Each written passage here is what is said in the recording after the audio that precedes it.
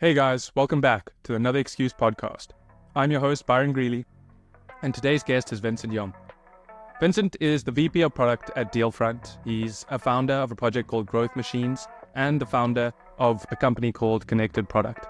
And on top of all that, he's also the author of a book titled Growth-Led Sales. It's a fascinating conversation. We discuss how Vincent takes on new projects, what product-led sales is, how it works, and a practical example. And we discuss so many different topics about business and how he looks at starting one. It's a fascinating conversation. I really enjoyed it, and I'm sure you will too. Enjoy the show.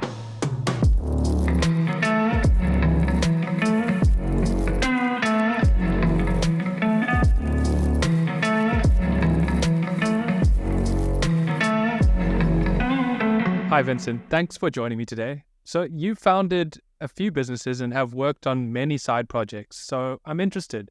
To start us off, how would you describe what you do and what you're working on?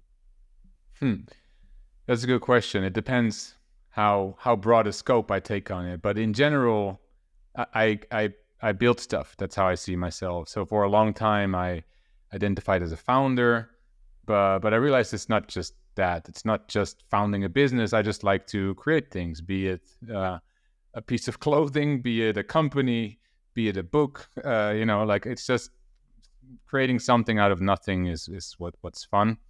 My focus around that, though, has been a lot around software, of course, B2B SaaS. So that's a space that I've done a lot in. Just trying to bring new things to life, I guess. And speaking of bringing things to life, I'd like to start with your book and then go from there. So you wrote a book called Product-Led Sales. What is product-led sales? Yeah, that's an interesting question by itself because there's different views on that. But there's a concept of product-led growth, which is when you use, as a software company, you use your software to actually drive the buying journey of the customer, right? So you, for example, allow someone to test your software before they pay you for it. And with that, you build their confidence and you make sure that it's the right fit for what they're doing.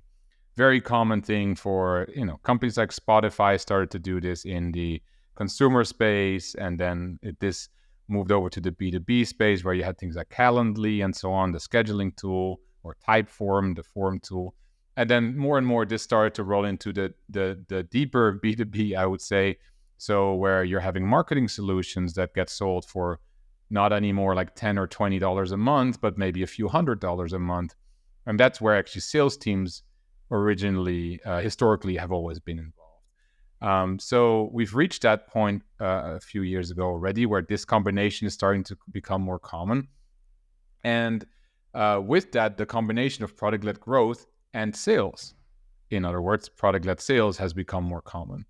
For a long time, people viewed this as only you have to first get people to sign up and then later involve your sales team. And that is product-led sales. But it's evolved further already. And it's like you could also be doing outbound sales. So you're calling people to get them interested or aware of your company. And then you tell them, well, that's great that this sounds like a good solution for you.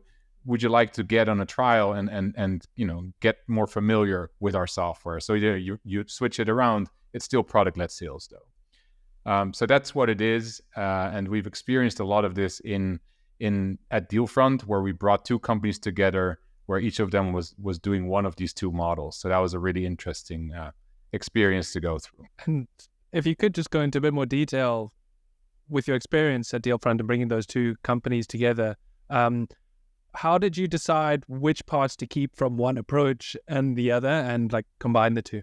Yeah, that's sometimes counterintuitive, right? If you logically think through things, you end up with a certain first plan, and then you battle test it and you put it to practice. And you find out that customers do not always behave the way you'd expect. So the interesting bit here was that we didn't, in most companies, they'll have one or the other. So they're either product-led or sales-led. And those they will have at scale. And then they'll decide to introduce something new, but it starts very small, right? Now, in our case, what was interesting is that we had both at scale because we were merging two businesses. And that really surfaced the things you eventually run into anyway if you start doing this step by step. how did we decide what to keep? Well, it started kind of with a vision of where we wanted to go. So we said, okay, generally, we believe the market is becoming more, the customers want to be more product-led. They want to try before they buy. We also think this is better for retention. So if people have tried your software before they buy it, they're more likely to be a good customer. And therefore, this is the direction we want to go. At the same time, we see other companies in our space that open up entirely their solution through product-led growth. But we said for our sales intelligence product, so our company and contact data, we didn't want to go there straight away either. Too big of a jump. It wouldn't allow us to position our strengths, how we're different in the right way. So it was all the time taking a little step, seeing if that works. We failed quite a few times at that, but that's the nature of experimenting. And then now and then we learned, it's like, okay, we can take a small step in this direction and bring a little bit more of the sales into the product-led model and a little bit more of the product into the sales-led model. So yeah, how did we decide? By every time trying a little thing, but working towards kind of what is the bigger vision, right? We want in the end customers to easily be able to try any of our products. That's where we want to get to. How we get there is the journey in the end. Right. And I understand, just hearing you explain it all, it's a very interesting topic, but I feel like writing a book about it is a step further. And what made you decide to write a book about this topic? So in a company of a few hundred people that we are right now, it's a big ship. So moving a big ship, it turns slower, right? And so I always like to have something on the side where I can just do something quick, right? And so I was kind of looking for some place to channel that energy, that of like, okay, how can I create something, get something going? But I didn't want another job either, right? I don't need to start another business or things like that. So I figured, why not start writing a book? I've always wanted to do that. I thought I had an interesting topic there with and some timeliness to it also. I felt like product-led growth had been around for a while, but it had evolved and there wasn't anything new that was actually explaining how to go about it in this era where it's being combined with sales. And so that was motivating, and I figured, well, let's go. Let's give this a try. So that's more than a year ago now. I said, okay, I'm gonna start writing this, and it will help me in any way. So whatever happens next, if I'm in my current role, it'll help because it'll help us with recruitment of good people, generate visibility of the company. So that's great. Should I ever decide to move on, then it will help me with that as well, right? And be it if I want a new role, it will help. And if I would start something for myself, as long as it's in this space, it'll also help. So it felt like I can't lose by doing this. I'm willing to put time into something, so why not put it into this, right? So that was my logic. And then from there on, of course, it had to be done, right? So making the decision is one, but once I make that kind of a decision and like all the signs are green, then I usually just get going, right? I start, and as I go, I learn a bit more about like what is this idea that I actually have, right? So I know at a higher level, I know, yes, this is what it's about, but okay, what is the outline of the book? What are the chapters that I could talk about, right? How do people even want to read this? And then so, that evolved over time. But yeah, that's kind of how the whole idea got started in the end. And the getting going is sometimes, or most often, the hardest part. And you kind of explained there a bit that you used other parts of getting the book, other ways to view getting this book finished as motivation, like how it'll help you in other aspects of your life. But what was the hardest part about writing this book? So in my view, getting going is often easier than to keep going at it and keep doing it, because Interesting. especially with writing a book, but also with other projects I've done, but especially with writing the book, the journey was much longer than I thought it would be. And every time I thought I was almost there, because I didn't know all the steps until the end, I realized, oh, really? There's now this other thing that I have to do, and that's going to be another 3 months, and I have to rewrite all these things again, which I thought I had behind me. So that was really the just staying consistent. But consistency I don't have a problem with, so I'll just schedule the times and I'll put in the hours. But then keeping the motivation up to keep going, because there is not really any feedback along the way, right? If you're building a company or something like that, at some point you'll have a first version, you'll put that out to people, the traditional MVP idea, right? But you'll start showing people, you'll get some feedback. With a book, yeah, you can give some text to people, but it doesn't really work the same way, in my experience at least. I tried publishing some of them on a blog, so I started a blog. That then created more work because now I had a blog. So now I needed to do that on a weekly basis as well. So that was really tough, to be honest, to kind of keep that momentum going. And what I did every time is I created little moments that forced me to kind of deliver something. So I for example, I gave a talk at SaaSiest, one of the SaaS conferences in Europe. And for that talk, I needed to have a certain part of the book ready because that's kind of what the scope of the talk was. And it was a part that I hadn't touched yet. And because of that, I forced myself to work through all that, which again helped me shape kind of the message and also got me feedback from some people who asked questions and so on. So by doing these little things, which I'm still doing today as well, when I want to do new content, ideally I'll commit to something external, some social accountability, and that'll basically make me do it. And from there, I'll have my first feedback right away as well, and then I'll continue. Great. That's really useful advice. And in terms of the social aspect, what kind of social accountability tricks do you use?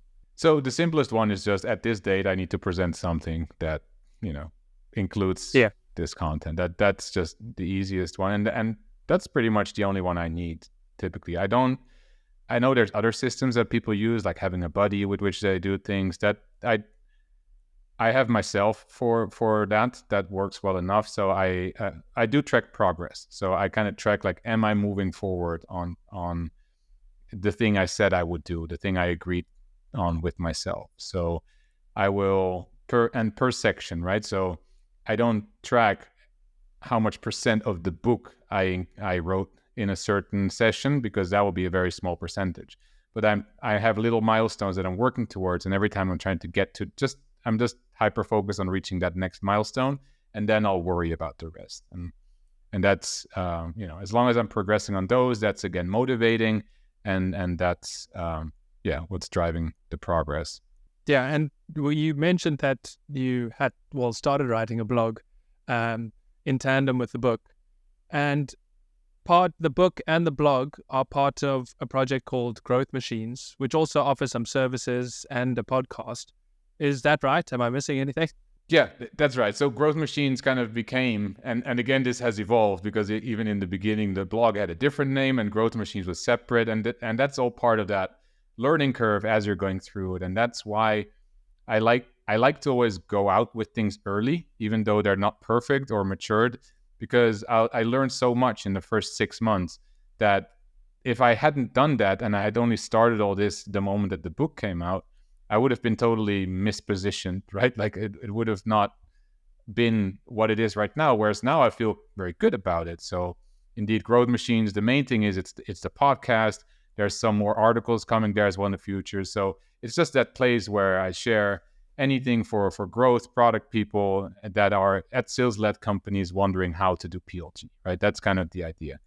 And then, of course, I've always had an agency already, a software agency, and I kind of just put that under that umbrella as well and said, well, we actually can also help companies with their product-led work. And that's, however, not something I'm really actively promoting, where we have work. But it kind of does fit under that umbrella in as a whole.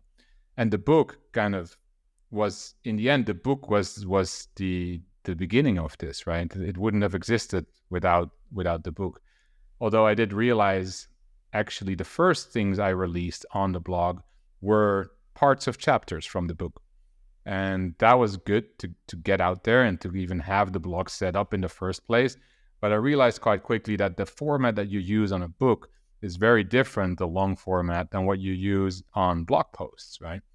And so at some point I realized I want to start including interviews. So I started to do these interviews that are part of the book as well. And I figured, well, if I'm recording interviews, I might as well start a podcast as well, right? So before I knew it, I had a blog, a book, and a podcast. I was just trying to get this book finished, right? So it slowed me down on the one hand in terms of getting it out. But once it was out, it was just, it all fitted together. I knew at that point, writing weekly blog posts is not my thing. But doing every other week a podcast episode, that works very well. And so finding that balance in terms of what fits with my life, with my, the other things I need to do during the week, that was very important. And that's been, until this month, actually a large part of the journey. So finding the right mix of how I can fit this into my life so I can keep doing it for the long term. And intuitively, it makes sense that you've added all these things into the project. But like, you're consistently posting content too. How do you manage it all? It must be difficult to keep up with it. It is difficult if you do it one by one. But the whole point for me is, like, as soon as I'm serious about something, I need to put it into a system, right? So I can't just be throughout the week wondering, I want to post 4 to 5 days a week on LinkedIn. So what shall I do tomorrow, right? That's impossible. I did that for a brief period, and it's just unmanageable because you're always just running after the next deadline, and the quality just goes down because you can post every day, but if it's low quality, then what are you achieving, right? So I first needed to figure out how I can keep quality high and then get to a certain level of consistency, whichever level I can achieve, but with the table stakes of high quality, right? And yeah, I think I've reached that point now where at least I can experiment with the message and the content, so focus on what I'm getting out there, while in the same time being in control of the timeline. So I set up a whole system in Airtable where I just have my my publishing schedule of like what's going out on what date, what type of post that is. Is it a meme? Is it a statement I'm making? Is it like a podcast I'm sharing? So I tried to get a good mix of those things. And I try to at least have the next 2 weeks scheduled at any point in time. So if something happens this week, I'm completely out of my rhythm, then no problem. Like, next week we'll just run. It's already scheduled, right? And if it's like that, then you can just do these things at moments that it's convenient, right? So I'm watching TV, I'm watching a movie, I see a funny scene that I can match with something that is in, related to product-led sales or anything like that. And I'll just save it quickly, and I have a different Airtable list for that. I'll save it there, and I can create a piece of content from that within like 15 minutes, right? And that's another one that's covered. So it's having the systems to track things, to plan things, scheduling ahead, and then also because you're now aware of this and kind of what your type of post is. Once you figure that out, it's like, okay, these are the formats that I support. And I picked like 3. There's 3 types of formats. Those are the only ones I do. And within those formats, I can vary with whatever the message is. But it makes it easier for me to think of, here's a consideration that came up at work. That's actually something that more people might be interested in. Let's put that one-liner as a topic for a post that I can write a statement about. And then, whenever I have a moment, I'm on a taxi, I'm on somewhere, I'll spend 15 minutes to write that up into like 15 to 20 lines of something that is actually valuable piece of content, and that's it. That's my next post, right? So it kind of is now part of life, whereas before I was doing it basically full time on the weekends just to figure out the system. It's not that anymore. It's like it's 20 minutes here, 15 minutes there, supported by the system that I created. Great. But how did you get to the level where you actively consuming content in the way that you see something and it becomes a post? I feel like that takes a bit of practice because most people will just passively watch a movie and not think anything about their content. And then when they sit down, they're racking their brains. So was it practice or did it naturally come to you? It comes naturally in the end. Once you know your topics, right? Okay, when a company does both sales and product-led growth, there's naturally some tension between those teams that run these 2 motions. It's there and it's okay, but it's there, right? And so anything where there's tension between two characters in a movie, it's already, you can do Yeah. something with that. It just like it immediately triggers that thought. And because I do think about these things a lot, and also we face these things at work regularly, it kind of, and that's one of the key things that makes it work. There's synergies between everything. There's overlap in everything I do, right?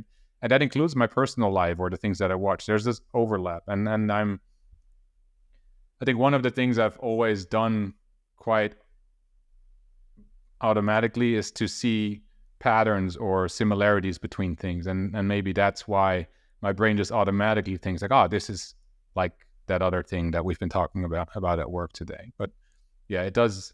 It's not I'm not sitting there with my notepad kind of like ready to take note. I'm actually just watching a movie, and suddenly I realize, oh wow, this is cool. I should take a note of this. Yeah, I have a similar approach. My posting side isn't as systemized as yours or organized, but I have 4 sections in my newsletter, and they're the same 4 sections no matter what. And so most of my inspiration comes from podcasts that I listen to, because I feel like it's a great filter that if someone's speaking about it in a particular industry, they've sort of done the research on my behalf in a way, and they can point me in directions. So I also actively listen, and if I hear something that is applicable to my newsletter, then I jot it down. And then when it comes time to writing, I just look at my notes, and I have hundreds of ideas to choose from, and it doesn't really feel like a chore or a task. It happens pretty quickly. Yeah, that's right. I rarely have to do big research before I can post something. It all just comes from the other things I do already, and that makes it a lot less effort than if I would have to go out and I considered that at some point, right? There's different types of posts. Some people, they'll go through a report, or they'll go through, any other piece of material, and that's the value that they give, which is great, right? They'll invest that time, and or annual reports or whatever it is, and they'll share that in a nicely summarized post on LinkedIn. Really high value. That's not me though. Like, I don't have time for that. So it needs to come from the things that I'm doing already, and in that case, it's a really good fit for me. Great. And so you mentioned that you have a B2B SaaS company too called Connected Product, which kind of fits into Growth Machines at the same time. Could you explain a bit more what Connected Product does and how it works? Sure. So before my role now at Dealfront and ZoomInfo, where I was before, I ran a company called FunnelFox. I ran that company for about 8 years. And we were big on integrating email and calendar with Salesforce, for example. So we would automatically capture things from sales reps and put them into the CRM. Now, when we moved on from that company, there were some people that I used to work with at the time, and we said, hey, we'd like to keep working together somehow. And at the same time, I had companies that were asking me, hey, I need help with creating a scheduling solution or with creating this email integration. Can you help with that? And so I put one and one together and figured, yes, here, and that's what Connected Product actually became. So since then, and this has been a good few years now, we've been doing, as let's say it's a boutique software agency. We've been doing these kind of projects typically for scale-up companies in software, where we added calendar or email functionality. And I've been doing that. I set up the company, but the projects themselves are largely run by the people on the teams. So experienced senior engineers, in some cases product managers that are managing the project. And that's kind of like a business that almost runs itself. I'm still involved there as well, but I during the day, my day job, so to say, is definitely the role at Dealfront. But it's still really nice to see what's going on there at Connected Product, which is also why I then when I got more vocal around Growth Machines, I felt like there's a place for that as well, because I get those requests too, right? Like, can you help us build this freemium offering for our product, or how do we improve our onboarding in a way that people can just start using it? It's like, there's the strategic input on that, but at some point someone's going to have to do the work, and not all companies have the resources available to do that, and that's then where this company comes in. Oh, that's really interesting. And with like growth machines and connected product and all of these projects, how do you decide when to take on a new project? How do you know it's worth it? So generally, the rule is I shouldn't take on any new projects. I say that as I've taken on a new one. So it's but it's, yeah, I think the one requirement of anything I take on is that it needs to have overlap, synergies with what I do already. So it needs to fit exactly into what I'm doing.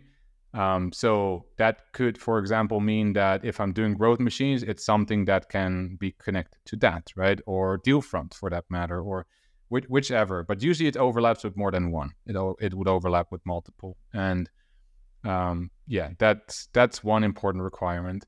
The other is the required ongoing time investment, I guess is what I'll call it. So how much time a week do I need to invest in this for this to become something? And once it's something, how much do I need to keep investing in it to keep it going? Those are two separate questions. I can be fine investing a bit more upfront if I know that afterwards it will run by itself. But something that is high effort to set up in the beginning and also high effort to keep going, there's just no room for that. I couldn't do that right now. The other thing is, of course, payoff, right? Like, why would I do it?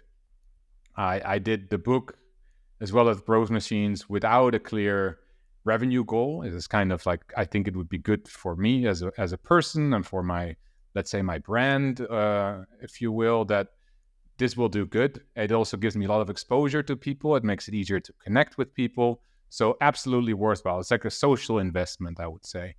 But, you know, that's been a pretty big one in terms of time. So I'm not looking to do another one of more of that. I think that's my social investment. Like, that category is covered. Yeah. So anything else would have to then also have the right kind of payoff. So I, for example, never engage on these, I'm not sure if you ever get these requests of like, we need an expert and we'll pay you, I don't know, 200, 300 an hour. So for 1 hour of your expertise, right? First of all, it's never 1 hour, I believe. And second is like, that one time doesn't scale, and it's actually high effort to get to that one, even though, of course, you know, that it's a nice amount, but it just doesn't fit in any way in my model. It's a completely separate thing. So I've never engaged on those, or it needs to be something that scales for me. So I'm not looking for just more work. I already have a job. Yeah, that makes sense. And so you've taken a few of these projects from like 0 to 1. What is your approach to getting businesses and projects like this off the ground?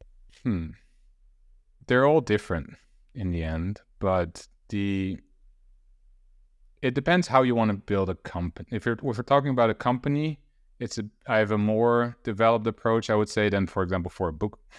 That's a higher generalization. But when we're talking about for a company, for example, I really look at what are we trying to optimize for, and as of today, personally, I would build very much for efficiency. And not for like, hey, we'll raise a bunch of money and then we'll hire a bunch of people. Like, anything that's not specific, that usually doesn't, it's usually there's wastage. There's waste of resources there. So it's really about how can I build something with very efficient capital, because I believe that you just need a few people nowadays to build a big company if you design it the right way. But that does mean, getting your foundations right. So getting a really good user experience so that you don't have to spend time onboarding people. Having really good coding practices so that you don't have to spend time running after bugs or breaking things when you release new things because you didn't have test coverage or things like that. So it's all those little things that I think traditionally in startups, we're kind of taught that you shouldn't care about those things because, you need to move fast, learn this and that. Whereas, at this point, most of the software out there exists. Whatever you're doing, it's probably not something completely new. exceptions there, but like mostly it's not. So then you can be more confident in what you're building, right? So get higher confidence in what you're building, but then build it the right way so that you're a lot more efficient as you're running the thing. That's kind of like one of my bigger learnings from the last few years, I would say. So instead of just getting something out and then basically having all the parts hanging loose while you're, the building the plane while you're falling, right? Or parachute. I'm never sure which it is, but that I think I don't believe in that as much anymore. I think at this point, like it is the efficiency that's really going to matter, because that's what will give you the endurance. That's what will give you the possibility. And I guess as I'm talking, I'm realizing what my main point is here. The goal is to be able to run this thing forever, right? Now, how do you run something forever? It's to make sure that you don't run out of resources to run it.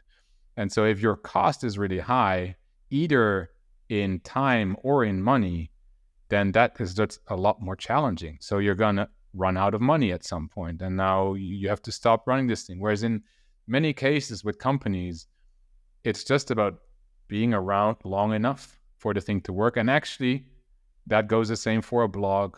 That goes the same for writing. Like, it's about being consistent, being there for long enough. So yeah, I guess my main point is if your investment to keep it going is reasonable, something that you can always keep going, then it's the long game you're playing, and you will figure it out as long as you keep learning. Yeah, I agree. And you touched on a few things there, investment, but I'd like to talk about investment from a financial perspective, not necessarily time, but the overlap with investment and smaller teams, and now with, like AI and tools making people more efficient, are you noticing smaller companies being able to spin up with no or very little investment needed? We should be seeing that more and more now. Yeah, I would think so. Yeah. Think about, support, for example. Like, we'll still need good support people. But if you want to do support AI first, then you'll have some people that are actually focused largely on getting your help center, your knowledge center in really good shape, so that your AI can learn from that and can basically answer all the questions, right? So just one example, right? And so that goes for a lot of other things. It even goes for development. If you like an engineer who really knows how to use Copilot and can do other things, can be more productive. So yes, I do think so. And also, if you think about product-led growth, if you do it well, and not all companies are suited for like a pure product-led growth play in the beginning, but if you can do that, then your investment is mainly on the technical side, but you don't need to hire all these salespeople to get it going. So yeah, I think you can build a company with a lot less right now. And yeah, I've been basically advocating that we should be seeing more. It's very realistic now to build a $10 million company with 3 people. I've heard people say $1 billion company. I don't know. But like 3 people, 10 million in revenue, that is very doable. If you from the beginning have that switch on, that you want to be efficient about everything, and that you kind of make it your goal to run this efficiently, I think you can. Yeah, I think it's possible too. I don't know about the billion, but yeah, definitely 10 million. And is it something you're considering in your current role, like looking for efficiencies there? Because I'm sure a lot of bigger companies are now dealing with the issue of like their teams may be too large because it was necessary not so long ago, and now it might not be as necessary. Yeah, I mean, efficiency is definitely something we talk about a lot. I don't think we're in a place where the team is bigger than it should be. We are actually quite busy at the moment, but especially because of that, we are also looking at efficiency, right? So we have a lot of work. And I think that is also the case for many companies today. Is like they actually have less people now than they had maybe a year ago or 1.5 years ago, and still the same or more work to be done, right? So it's a continuous topic of like where where do we focus our efforts is the bigger question there. It's not so much how do we do this or that more efficiently, but it's in the end, it just comes down to what can we do well and is important. And those are the things we prioritize. And beyond that, other things will just have to wait. That is, which in the end, for no matter how big a company, I think this always remains the main question. What is the next most important thing to do, right? What will actually make a difference? Because there's 100 things you could be doing, and a lot of them might actually make sense, but there's only a handful of them that will actually bring the company to the next level. And identifying those is what really, the companies that identify those priorities well are the ones that get a lot further. Right. So in your current role, you're VP of product at Dealfront, which I assume means that you're working for someone else. So how do you see working for someone else compared to being a founder? And yeah, what's your view on that? How do you feel about it? Yeah, I was a bit nervous about that as well when I made that switch. So I did do that before as well at ZoomInfo already, the previous role. And I went, but before that, as said, I was founder of FunnelFox. So yeah, it's been interesting. And I would say in this setup, it is as good as it gets to work for someone else. That's how I've defined by now where I'm at. Because there is, especially after having 8 years of being a solo founder, CEO of a company, it was actually nice to work for someone else and just be like, okay, these are my topics. And actually being in product it has the most fun parts of the business, in my opinion. You get to do strategy, you get to do partnerships, and of course, building cool things. And suddenly not having to worry about all these other things, it was a relief for a while. Like it was just, it needed to let go of that a bit. I've normalized from that quite a bit by now. So, and therefore, I think also where I am now at Dealfront is a good place because I work a lot directly with the founders of the both businesses that we put together. And I've come to realize that, I'm much closer to that type of personality, I guess, and so I basically act in a very similar way, even though in meaning as a founder. So what that means is that, if something happens in another part of the business, but I think it's important and something needs to be done, then I will just get myself involved if I think it's the right thing. It's always a bit of a balance because I'm, of course, not the founder. So how is that perceived? But so far, it's been perceived very positively, and that's why that's what I mean with I think that it's a really good place to be for me. It allows me to operate the way I like, and it seems to also be good for the business. So the other thing is though also so this is a very unique project because we put two scale-ups together. We basically took everything apart and put it back together. And so it's not just your regular joining a company and growing it to the next level kind of thing. And that's also what keeps it interesting. Yeah. But do you miss the active founder side of things at all? Sometimes I miss being a smaller group. I do. Right. Like it's because when you're 10 people or 20 or 30, it's just you operate very differently and it feels like you can get a lot more done in a short period of time. Of course, that's not true, but it feels like that, right? And so you have less overhead that you deal with. And it's all there for good reasons when you get bigger because you're moving a bigger ship and you're moving also more meaningful impact once you get to those results.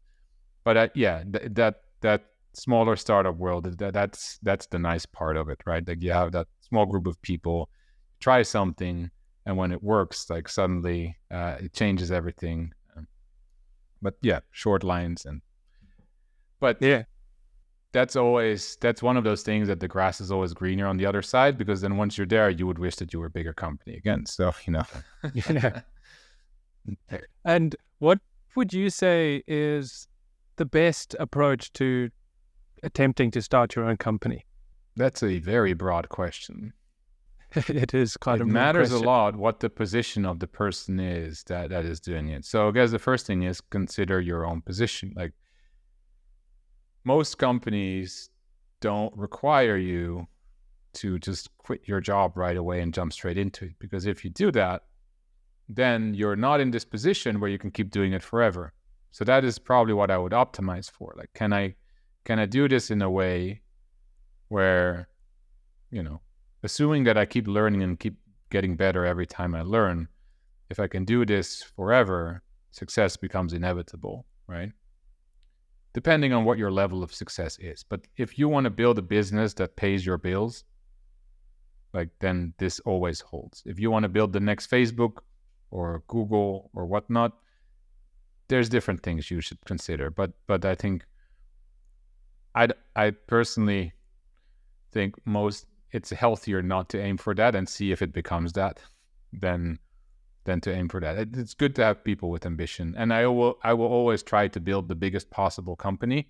But you need to first get to a healthy base a healthy foundation that you can build on, and that comes with a whole different set of expectations, in my opinion. So put yourself in a position where you are not dependent on anybody else, so you can make the right decisions for what you're trying to build, so that you don't have to do things because your investor said so, or because you just needed to make some money right now and there was no other way. And more you're being pushed into this direction that you didn't want to go. But come up with your own idea and find a way. If that means having a role somewhere for 2-3 days a week and then having the other 2 or 3 to focus on your company, then so be it. There's people that don't believe in that. I do, but you need to be disciplined, of course. But put yourself in a place where you can continue to iterate on this weekly progress, and then that should eventually get you there. And do you think entrepreneurship is inherent in us, or can it be learned? I mean, entrepreneurship can be learned for sure, but there's certain things you need for it to do it, right? So the discipline, the consistency, there's a lot of people that don't have that, right? And you can learn that too, but until you do, it's going to be harder unless you get lucky, right? Which in some cases is also fine. Giving things a try is another one of those skills, right?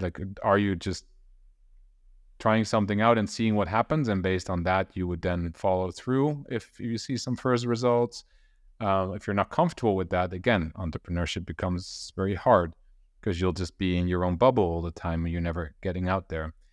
But I do think you can put yourself more and more into positions step by step where that will make you more entrepreneurial in the end. So, commit to small deliverables, and they don't have to be companies. They can also be things that you put out there. But what I do think, one of my learnings from the last 2 years, I would say, is that getting out there with something is probably the most valuable thing you can do on this front. Because most of us, that was including myself until not too long ago, we have a lot of ideas, but we haven't really put our messaging together of what it is, what is the audience, so find your audience first, and then start figuring out what your message to that audience is. Why should they engage with you? And then as you develop that, then you start realizing that there's opportunity in that market. And based on that opportunity, you can then start your company. And if that's first a consulting business, because you have now built up an audience, great. Because now you're in your market, you're learning, and you're making money. And then you can figure out if it needs to be a product business. Well, you can do that to make your consulting more efficient, or there's many successful companies that have been started like that. So it's a lot more, so you're learning the hard parts of the job without having to first build something in software, build some product, and then just throwing it out there without actually even knowing if it resonates with the market. So building that audience first is also cheap. It does cost time, right? And if you can't even get that, that's also your first customer base, which is going to be the other challenge when you start a company. So build an audience and then go from there would be my path.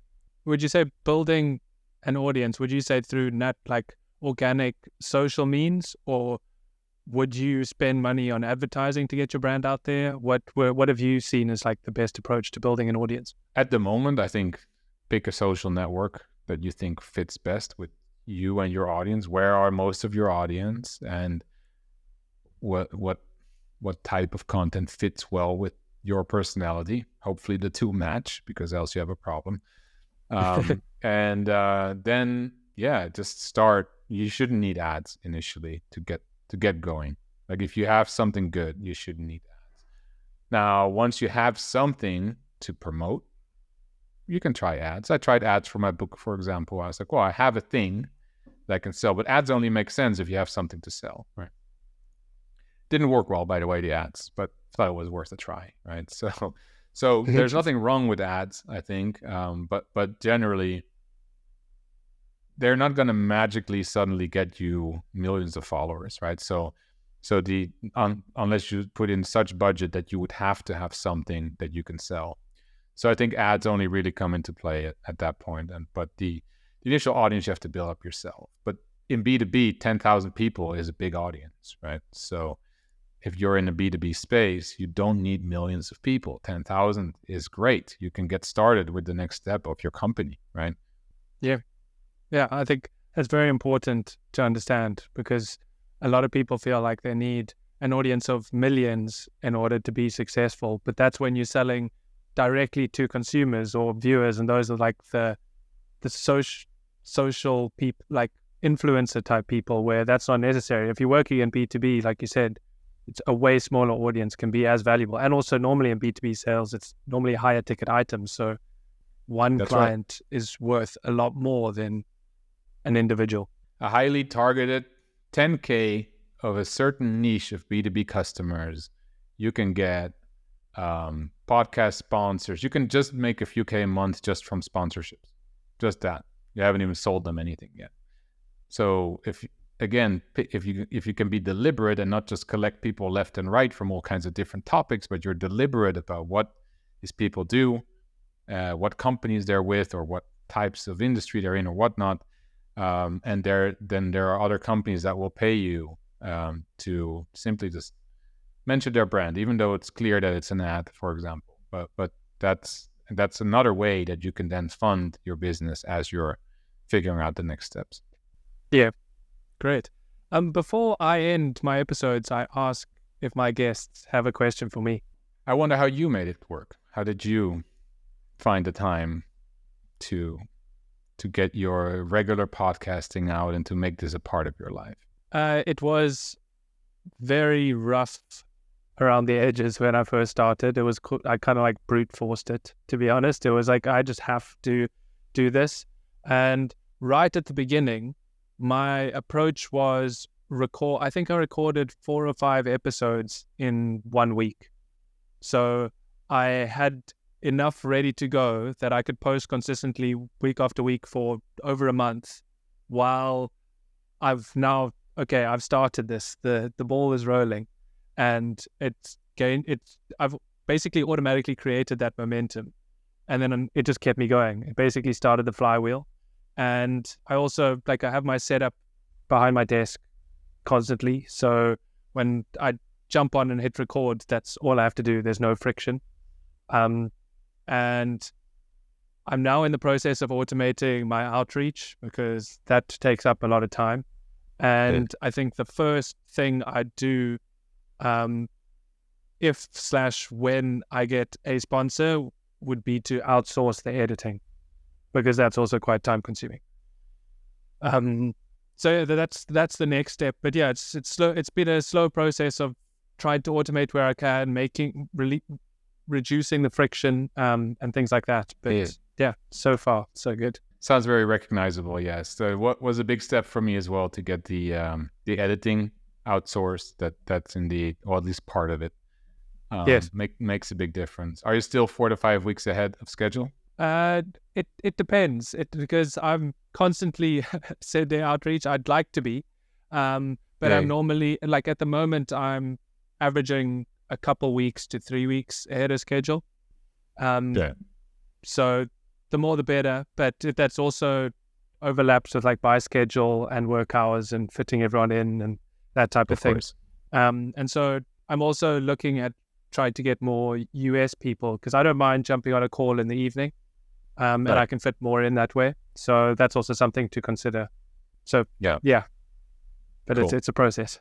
Well, thanks for joining me today, Vincent. I really enjoyed our conversation. If people want to find out more about you and everything you're working on, where can they do so? Follow me on LinkedIn. I'm quite active there, or else on growthmachines.com is where you can find the podcast, all the past episodes, and anything else, plus the information about it. Great. Yeah, thanks for having me. Thanks, This was Vincent. Thanks for listening.